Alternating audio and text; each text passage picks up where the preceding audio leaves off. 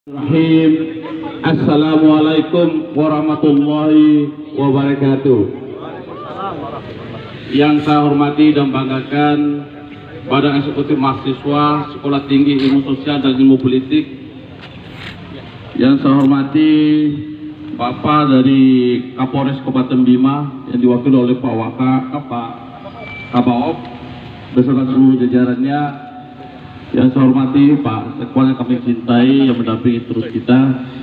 Yang saya hormati Pak Sekretaris daripada Dinas Pertanian yang sempat hadir pada kesempatan ini.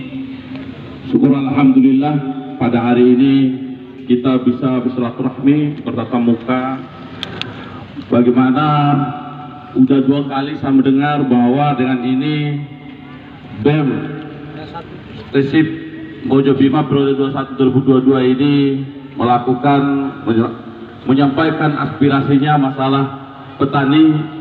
Syukur alhamdulillah pada kesempatan ini saya sebagai wakil ketua DPRD Kabupaten Bima bisa menerima langsung apa yang menjadi tuntutan daripada adik-adikku semua. Tadi yang pertama mendesak DPRD Kabupaten Bima untuk membuat perda. Tentunya hari ini, tahun ini kita akan buat program perda nanti untuk 2022. Hari ini bukan prolegdanya. Wah, prolegdanya hari ini nanti insya Allah 1-2 hari lagi bahwa DPRD akan membuat prolegda untuk Bapak Perda 2022. Insya Allah nanti adik-adik menanyakan tentang hal itu kepada kita, apa yang dibuat oleh kita masalah komoditi. Bahwa tahun ini pasti ada prolegda kita masalah perda komoditi, dan insya Allah nanti kita akan bekerjasama dengan Dinas Pertanian, dengan bagian hukum.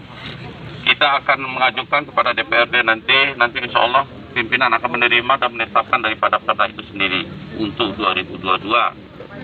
Yang kedua, mendesak Dinas Pertanian untuk mencabut izin pengecer yang nakal.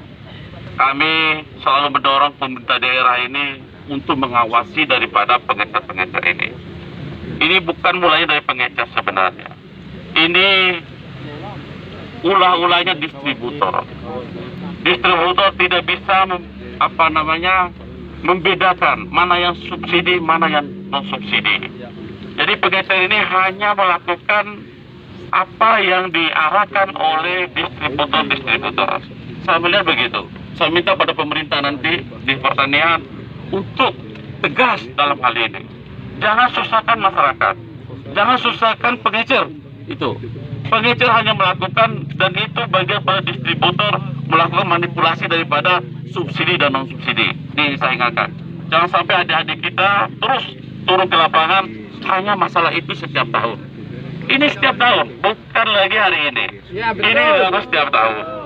Makanya harus ada perubahan, harus ada pengawasan terhadap hal ini. Ya, di pertanian harus mengawasi hal ini. Dan di situ ada tim, mulai pada Pak Sekda akan melakukan pengawasan terhadap hal itu. Maka perlu distributor itu dikasih sanksi. Kalau bisa dicabut itu izinnya distributor. Itu intinya hari ini yang akan disampaikan oleh adik-adik ini. Yang ketiga, mendesak Dinas Pertanian menurunkan harga bibit. Ini fluktuasi, tidak bisa Dinas Pertanian langsung.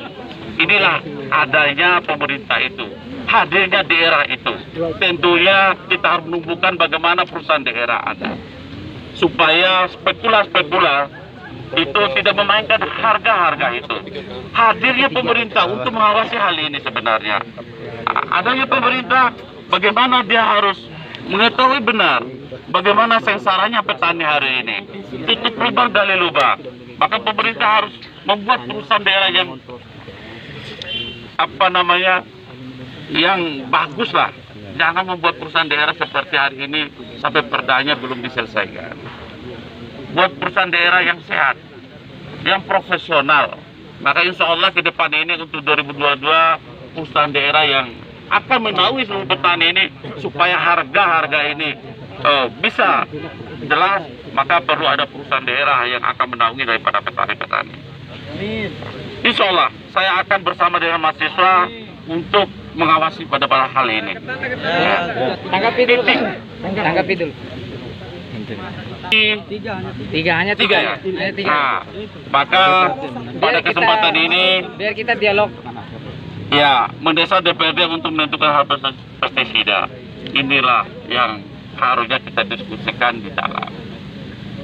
DPRD itu tidak bisa menentukan bagaimana menentukan harga pestisida. Yes, nanti DPRD akan mengundang eksekutif. Yes. Bagaimana kita bicarakan bersama-sama. Bagaimana kita awasi. Maka tadi perlu ada yang menaungi daripada petani Kabupaten Bima ini. Kalau tidak ada yang menaungi, bagaimana mengawasinya itu? Maka perlu ada nanti subsidi daripada pemerintah. Kalau tidak ada subsidi dari pemerintah, maka pestisida juga ini tidak bisa kita awasi harga-harganya. Maka pada kesempatan ini saya beri kesempatan kepada Dinas Pertanian apa langkah-langkahnya selama ini. Nah, maka saya tadi sudah sampaikan kepada adik-adik, maka distributor itu kalau dia nakal, cabut, itu intinya. Cabut kalau ada intinya. Nah, kalau dia gabungkan subsidi dan non subsidi, inilah yang mensyaratkan masyarakat selama ini. Kalau dia masih campur itu, melakukan distribusi terhadap pengecer itu masih gabung, maka harga-harga itu tetap akan naik. Maka perlu ada disiplin daripada pemerintah untuk mengawasi daripada hal-hal ini. Ini akan mengganggu daripada bagaimana pertumbuhan ekonomi, bagaimana kemiskinan, bagaimana kegiatan sosial. Inilah yang menjadi persoalan kita. Maka kesenjangan sosial ini, bagaimana keadaan kita di Samping.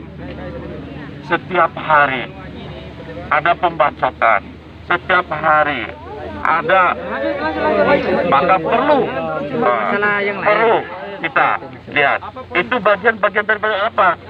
Dari aspirasi adik-adik ini juga. Tapi satu-satu. Maka pada kesempatan ini kita tadi sudah menjawab apa yang menjadi tiga persoalan itu. Tiga persoalan itu hanya ada langkah-langkah yang seperti saya katakan tadi. Kalau tidak ada langkah-langkah itu, maka tidak akan bisa terjadi selama-lamanya. Maka kita harus bersama, DPRD dengan masyarakat harus bersama-sama memberantas pada masalah ini. Maka pada kesempatan ini, saya kasih kesempatan kepada Dinas Pertanian untuk menjawab daripada persoalan-persoalan yang ada.